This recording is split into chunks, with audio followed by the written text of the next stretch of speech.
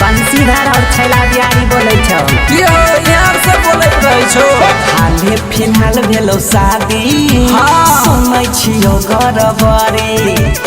अभी के कनै छही सोचले कि ये नाउ घरी बड़गाई संभरलो ने मौगी छोड़ के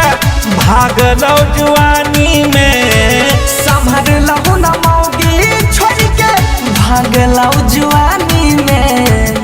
रे छोरा डूब के मर जो ने चुरू भर पानी में रे छौड़ा डूब के मर जो ने चुरू भरा पानी में बुझले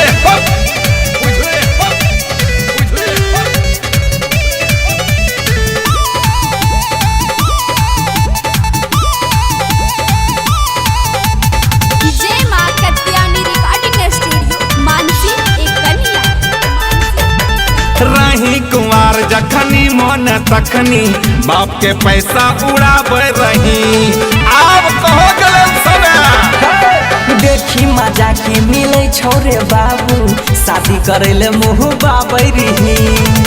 रहलो ने सहलो बनलो दोनों प्राणी में रहलो न सहलो रे बनलो दोनों प्राणी में रे छोरा डूब कमर जो ने चुरू भर पानी में रे छोरा डूब कमर जो ने चुरू भर पानी में अरे ना हो तो फसरियो तो लगाई ले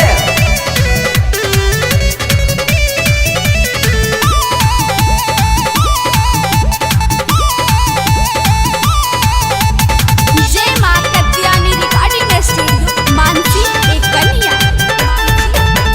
जोरे निमरदा बसल मौगी भाई के गेलो काइन के तोरा शराब पर तोरे छुछुन रहबा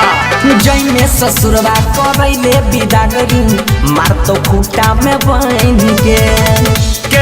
कर तो शादी तोरा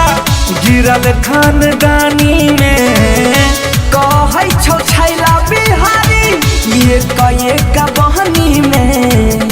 रे छोरा डूब कमर जो ने चुरू भर पानी में